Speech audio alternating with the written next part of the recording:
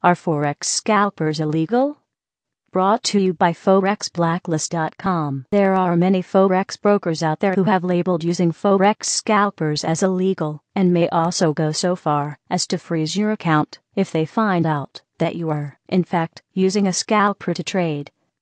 However, the fact of the matter is that using Forex scalpers is 100% legal and is an excellent way to trade. But the big reason why many brokers hate it is because it upsets their strategy of ensuring that you lose every trade you make.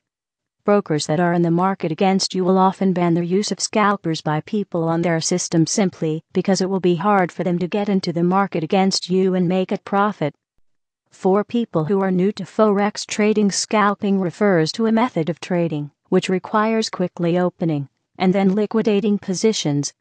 How fast a position is opened and then liquidated is up to the trader or the type of scalping system he or she is using, but generally speaking the time frame tends to be between 3 to 5 minutes, while many scalpers will not hold a position for over a minute.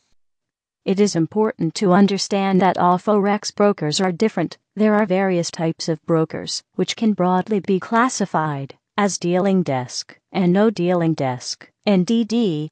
Only NDD Forex brokers allow traders to scalp the market and will not close your account if they see you not holding positions for over a minute. The reason why NDD brokers will allow scalping is because the prices you see are real, and it is what the market is currently offering, so no requoting of prices, which turns out to be more beneficial for traders since the spreads are lower but not fixed. Most NDD brokers make money by charging a commission on every trade, or may increase the spread. Since they are not in the market against you and hoping that you lose, they allow for using scalping strategies to make money off the market. If you are not sure which brokers are NDD and which are not, you can simply call up the Forex broker and ask if they allow scalping.